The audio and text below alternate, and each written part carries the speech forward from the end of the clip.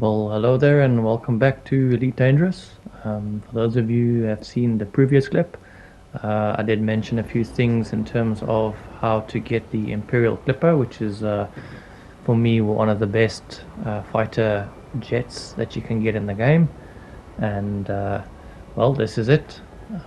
With a little bit of grinding on getting my ranks up, I've managed to get the Imperial Clipper. So as you can see here, I've just bought it and I'm busy leaving one of the space stations.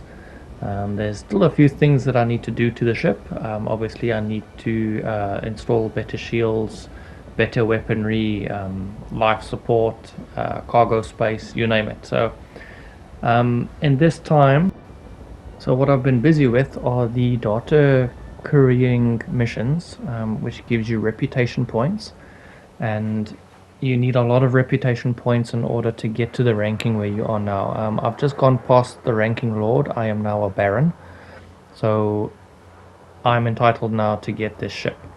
So within the groups, as I mentioned before, if you do a lot of ranking up in there to your lords and dukes and all that stuff, you get certain entitlements in the game. So being a baron now gives me the opportunity to get this ship. So just having a look around in the ship here, you'll see I've got a nice big window up ahead so I can see if there's any fighters circling me. Control panels to my right and my left. A lot of space inside. I like the interior, it's quite nice from the previous ship. And then obviously my controllers, dashboard at the bottom if I want to get in my little vehicle. And I've got a passenger seat, in other words I can get a co-pilot. You do pay for co-pilots, but also you can kit your ship up the way you want. Now here you can just see here, so I'm just going to go through it briefly.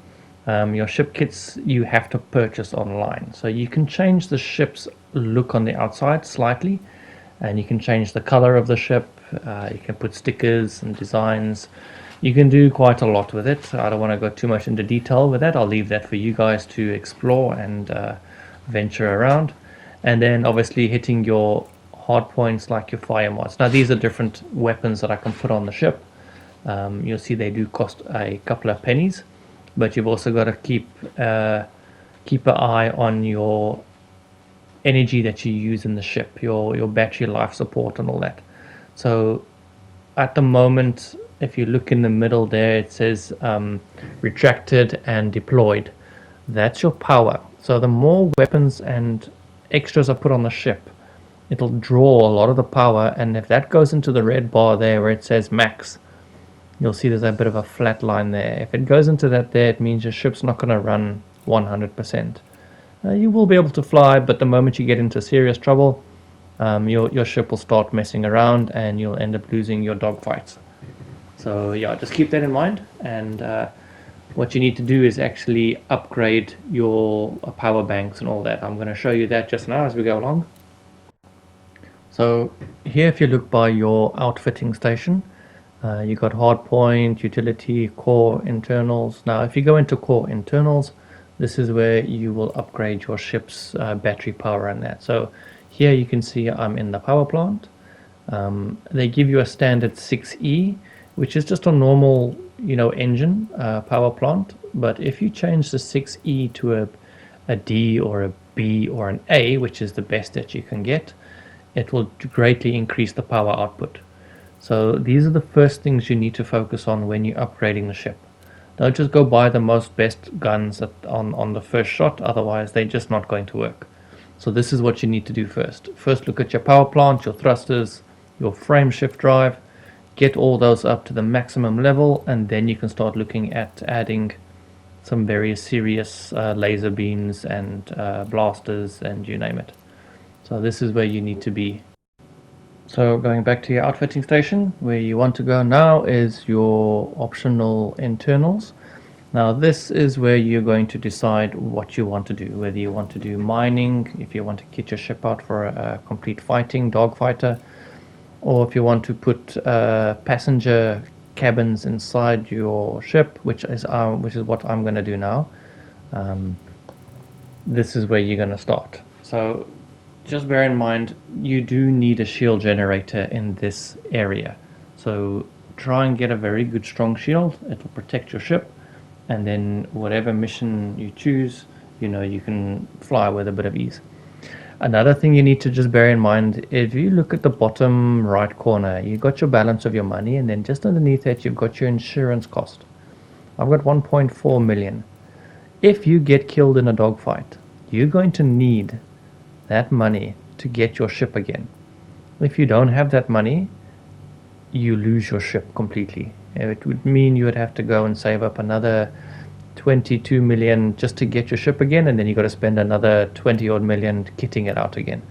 So I've got my ship now. I am going to do a couple of missions now again, so I can make some more money, so I can kit up my ship completely with a lot of passenger cabins and stuff like that, so I can fly from galaxy to galaxy and make good, quick, easy money because I have my eyes set on a bigger target. I am looking at a fleet carrier, and they are somewhere in the 5 billion that I need to save up. So I'm going to show you a little peek of that now as well. So making our way to the fleet carrier. Now this is the big bad boy that I am after now. It's a ship. There's not really many people that have already bought this thing. The reason why it costs extreme amount of money, and you do need to get a lot of permits in order to travel from one galaxy to another. So yes, this is what I'm aiming for now. It's going to take me a very long time to get it, but I will get it eventually.